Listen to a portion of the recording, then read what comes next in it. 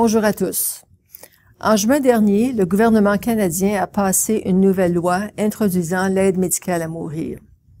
Nous aurons besoin de temps pour comprendre le plein impact de cette loi, mais pour l'instant, nous pouvons tirer quelques leçons de l'expérience du Québec, la province qui a légalisé l'aide médicale à mourir avant le reste du pays. Pendant la semaine où le projet de loi fédéral faisait le tour de la colline du Parlement avant d'être enfin adopté, j'ai eu l'occasion d'assister à une présentation très intéressante lors d'une réunion de la Fédération des ordres des médecins du Canada à Banff, en Alberta. Le Dr Alain Naud, médecin de famille dans la ville de Québec, avec des compétences additionnelles en soins palliatifs, a parlé de son expérience personnelle comme médecin administrant l'aide médicale à mourir. Aujourd'hui, j'aimerais partager avec vous certaines de ses réflexions sur son expérience dans le but d'alimenter votre propre réflexion. Son allocution a fourni un tableau très humain de l'expérience, tant pour le professionnel de la santé que pour le patient. Dr Naud a décrit son intervention étape par étape. La procédure comprend une réunion avec le patient et ses proches, l'obtention des médicaments, la planification de la date et de l'heure de l'intervention.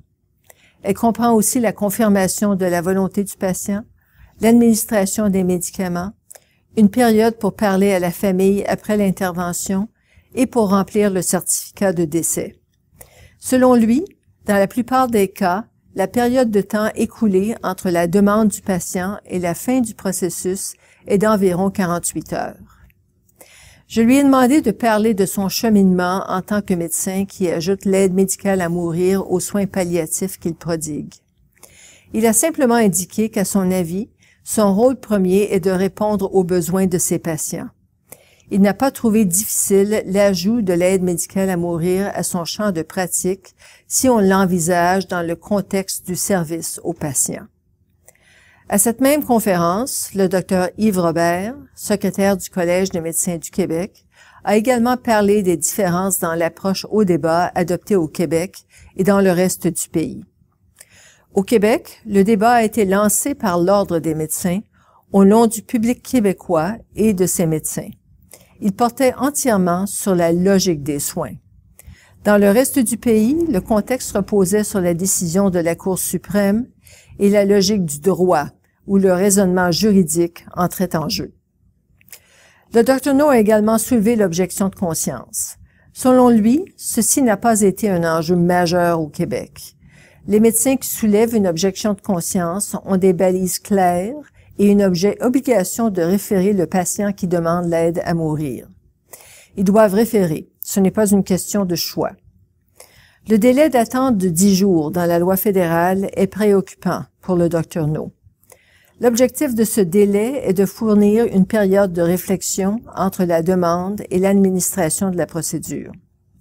Le Dr Naud s'inquiète car il a vu des patients dont la procédure avait été prévue refuser de prendre tout médicament qui allégerait leurs symptômes de crainte de ne pas être compos mentis et donc de ne pas être en mesure de réaffirmer leur volonté immédiatement avant l'administration de la procédure, comme l'exige la loi.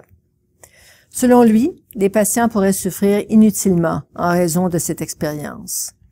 Ce délai de 10 jours n'est pas dans la loi québécoise, mais fait partir de la loi fédérale et du Code criminel. Nos médecins du Québec ont été informés par voie de directive, mais la loi 2 demeure en vigueur, ce qui crée une situation difficile pour nos médecins québécois. Espérons que la situation sera clarifiée pour nos collèges québécois et que les leçons tirées de l'application de la loi dans la pratique permettra à la loi d'évoluer au fil du temps afin de mieux répondre aux besoins de nos patients. Lorsque je pense à l'aide médicale à mourir, je réalise que d'une part, nous finissons par la compartimenter en raison de ses répercussions juridiques et éthiques. Mais la présentation du Dr Naud m'a fait comprendre que peu importe la façon dont nous envisageons notre participation à cette procédure, nous devons l'aborder dans le contexte des soins aux patients en fin de vie et essayer d'adopter une approche qui fait preuve d'autant de compétences et d'humanité que possible.